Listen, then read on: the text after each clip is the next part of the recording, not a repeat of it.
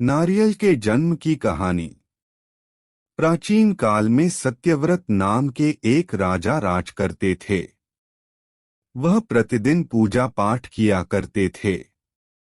उनके पास किसी भी चीज की कमी नहीं थी। वह धन दौलत से लेकर हर प्रकार की सुविधा से समृद्ध थे। हालांकि इसके बावजूद भी राजा की एक अभिलाषा थी जिसे वह पूर्ण की चाह रखते थे।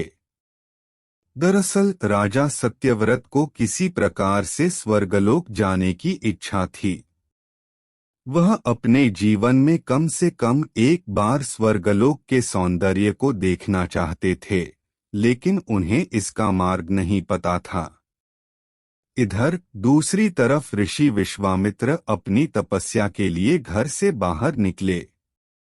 चलते चलते वह अपनी कुटिया से काफी आगे चले गए थे। काफी समय बीत गया लेकिन वह नहीं लौटे। इस कारण उनका परिवार भूख और प्यास से तड़प रहा था।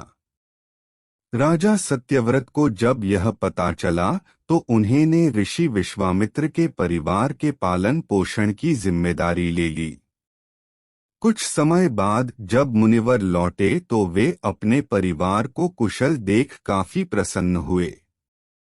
उन्होंने पूछा कि उनकी अनुपस्थिति में किसने उनकी देखभाल की। इस पर ऋषि के परिवार वालों ने बताया कि राजा ने उनके पालन पोषण की जिम्मेदारी उठाई थी। यह सुनकर ऋषि विश्वामित्र तुरंत राजमहल पहुंचे और राजा से मुलाकात की। वहां पहुंचकर उन्होंने सबसे पहले महाराज को धन्यवाद कहा। इस पर राजा ने ऋषि अपनी इच्छा पूर्ण होने का आशीर्वाद मांगा। राजा की बात सुनकर ऋषि विश्वामित्र ने कहा, बोलिए महाराज, आपको क्या वरदान चाहिए। तब महाराज ने कहा, हे मुनि, मुझे एक बार स्वर्गलोक के दर्शन करने हैं। कृपया करके मुझे वहां जाने का वरदान दें। राजा की प्रार्थना सुनकर ऋषि विश्वामित्र ने एक ऐसा रास्ता बनाया जो स्वर्गलोक की ओर जाता था।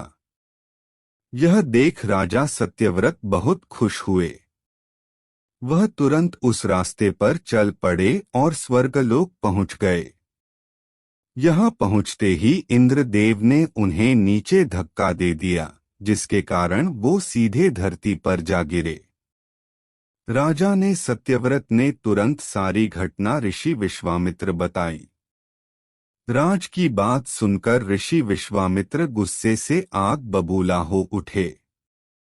उन्होंने तुरंत सभी देवताओं से इस बारे में बात की और इस समस्या का हल निकाला, जिसके बाद राजा के लिए एक नया स्वर्गलोक बनाया गया। नए स्वर्गलोक को पृथ्वी और देवताओं के स्वर्गलोक के बीचों बीच स्थापित किया गया था, ताकि किसी को परेशानी न हो।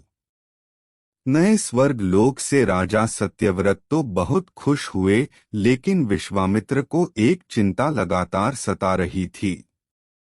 उन्हें डर था कि नया स्वर्गलोक कहीं जोरदार हवा के कारण गिर न पड़े। अगर ऐसा होगा तो राजा सत्यव्रत दोबारा से धरती पर जा गिरेंगे। काफी सोच विचार के बाद ऋषि विश्वामित्र को एक उपाय सूझा। उन्होंने नए स्वर्गलोक के नीचे एक बहुत लंबा खंभा लगा दिया ताकि उसे सहारा मिल सके। ऐसी मान्यता है कि नए स्वर्गलोक के नीचे लगाया गया खंभा एक विशाल पेड़ के तने के रूप में बदल गया। यही नहीं, कुछ समय पश्चात जब राजा सत्यव्रत की मृत्यु हुई तो उनका सिर एक फल में तब्दील हो गया। सभी से इस खंभे को नारियल का पेड़ कहा जाने लगा, जबकि राजा का सिर नारियल के रूप में जाना गया। यही कारण है कि नारियल का पेड़ इतना लंबा होता है।